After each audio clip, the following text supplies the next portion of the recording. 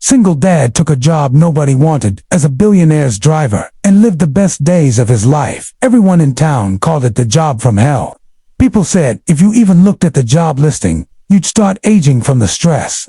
The pay was insane, yes, but so were the demands. The man behind the offer, Victor Langford, reclusive, wildly successful, and notorious for being impossible to work for. So naturally, when the position for his personal driver kept popping up, it would vanish just as quickly. No one lasted longer than a week. Except James. James Parker was different, not because he was tougher than others, or smarter, or even more desperate, but because he had everything to lose. James was a single father to Lily, his 8th daughter, who had just lost her baby teeth and still wore mismatched socks. He'd once been a high school English teacher, the kind who quoted Hemingway and organized free tutoring for kids who couldn't afford it. But tragedy doesn't care about how good you are. It knocks you flat anyway.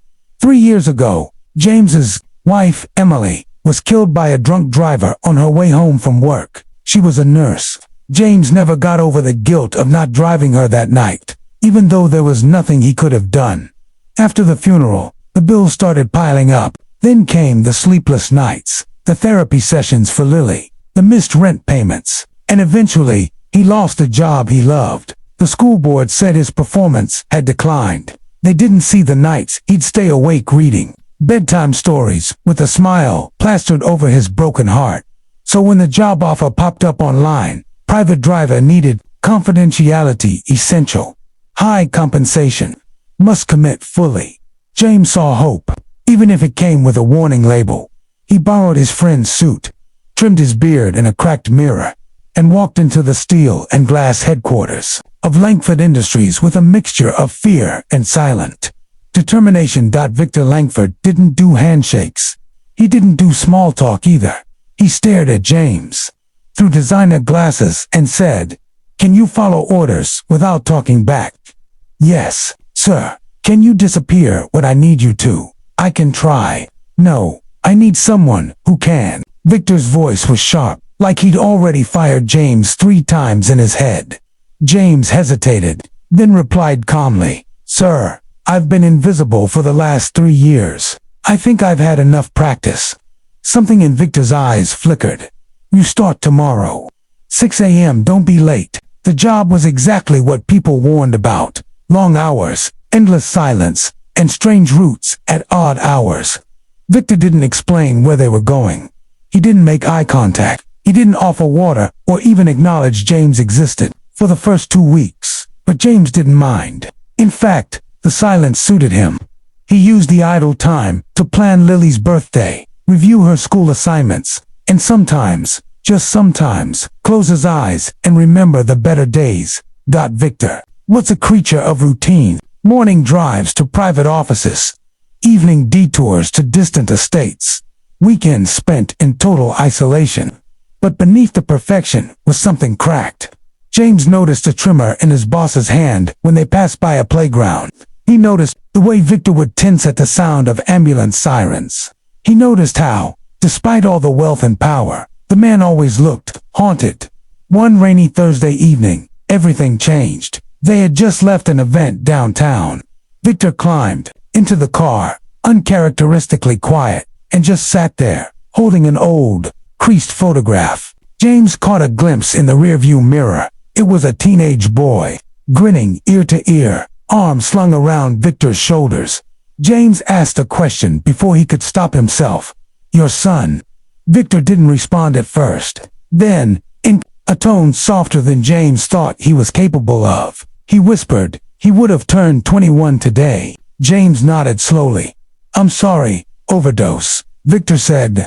"Fentanyl." He was 17. The car filled with a suffocating silence. "I lost my wife," James said quietly. 3 years ago. Car crash. Lily's all I have now." Victor didn't say anything, but when James dropped him home that night, he simply said, "See you tomorrow." James. It was the first time he'd used his name. After that night, things shifted. Victor started riding in the front seat. He'd occasionally ask about Lily, what she liked, what she wanted to be.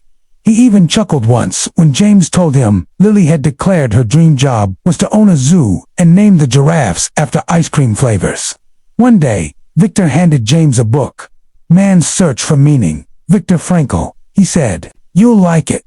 It's about grief, mostly, and what's left after." James read it that night and cried. They became an odd pair, the lonely billionaire and the grieving teacher. They didn't talk every day, but when they did, it meant something. Viktor started sharing stories about his son, Andrew, about how he was brilliant but sensitive, about how, after his wife died, Andrew changed, how Viktor threw himself into work and missed the signs, the depression, the painkillers, the nights alone. "It's funny," Viktor once said, "I spent my whole life building things and couldn't hold on to the one person who really mattered." James didn't offer advice. He just listened. Sometimes, that's all someone needs. One day, everything turned upside down. James was waiting outside Lily's school when his phone rang. It was the nurse.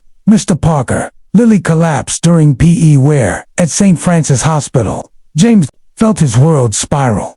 He called Viktor and stammered, I need to go," Viktor said immediately. "Take the car. I'll send my doctor." James got to the hospital in record time. Lily had a hypoglycemic episode. Nothing critical, but she needed care. When James walked into her room, Viktor was already there, sitting by her bed, holding her hand. "I brought her this," Viktor said, awkwardly handing over a plush unicorn bigger than Lily. "Not sure what kids like these days." "She loves it," James said, voice cracking. Lily blinked up and smiled. "You're the guy who makes Daddy laugh now." Viktor froze. Then, slowly, he smiled back. That night, when James thanked him, Viktor just shook his head. "She reminds me of him. And you remind me of who I could have been." 2 weeks later, Viktor held a press conference. The world expected another product launch or tech acquisition. Instead, he announced he was stepping down from Langford Industries. And more shockingly, he was donating over half his wealth to youth mental health programs and addiction recovery centers across the country. "I lost my son because I wasn't present," he told the stunned reporters, "but I was lucky enough to meet someone who reminded me that redemption is still possible, even for men like me."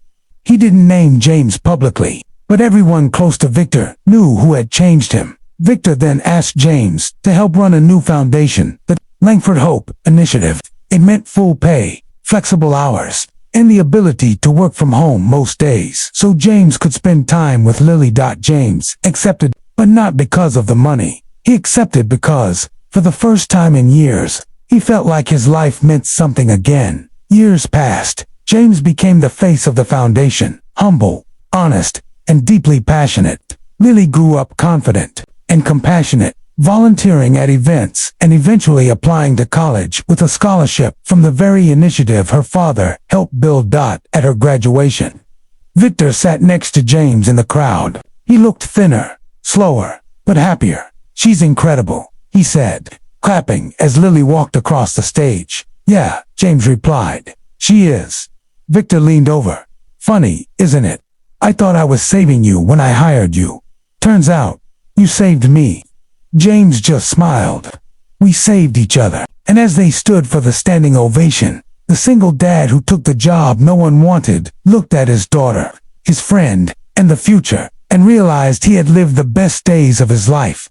One unexpected turn at a time. Final thought: sometimes, the most broken roads lead to the most beautiful destinations, and the job you fear the most might just be the one that saves your soul.